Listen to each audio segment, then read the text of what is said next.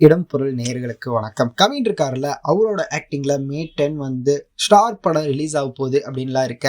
இதுக்கு அடுத்ததா அவர் என்ன படம் பண்றாரு அப்படின்னு பார்த்தோம்னா, டான்ஸ் மாஸ்டர் சதீஷ் இருக்காருல்ல, அவரோட டைரக்ஷன்ல ஒரு படம் கமிட் ஆகி அந்த படத்தோட ஷூட் போயிட்டு இருக்கு அப்படின்னு இருக்க.